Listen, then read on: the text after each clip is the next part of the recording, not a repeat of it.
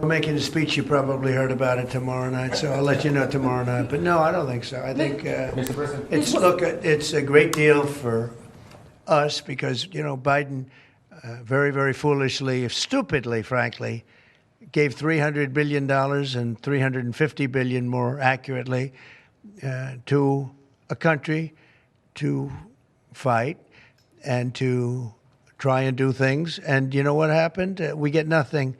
We get nothing. Just gave it. We could have rebuilt our entire U.S. Navy with $350 billion. Ukraine, sir, on Ukraine. Mr. President, what do you need to see from President Zelensky to restart these negotiations? Well, I just think he should be more appreciative because this country has stuck with them through thick and thin. We've given them much more than Europe, and Europe should have given more than us because, as you know, that's right there. That's the border. This country really was like the fence on the border. It was very important to Europe, and I'm not knocking Europe. I'm saying that they were a lot smarter than Joe Biden. I want to see it end fast. I don't want to see this go on for years and years. Now, President Zelensky supposedly made a statement today in AP.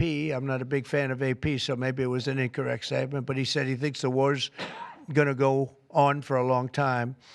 And he better not be right about that. That's all I'm saying. President, that be concerning to Americans? Read the statement. That Russia says that your administration's foreign policy is, quote, largely in line with their vision.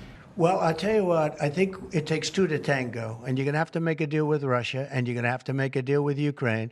You're going to have the assent, and you're going to have the consent from the European nations, because I think that's important, and from us. I think everybody has to get into a room, so to speak, and we have to make a deal.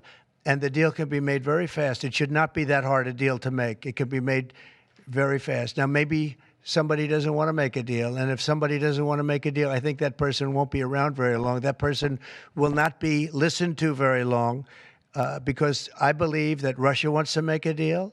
I believe certainly the people of Ukraine want to make a deal. They've suffered more than anybody else. We talk about suffering.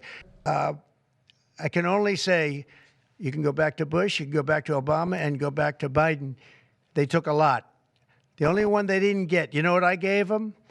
I gave them anti-tank missiles. That's what I gave them. I gave them sanctions on Russia.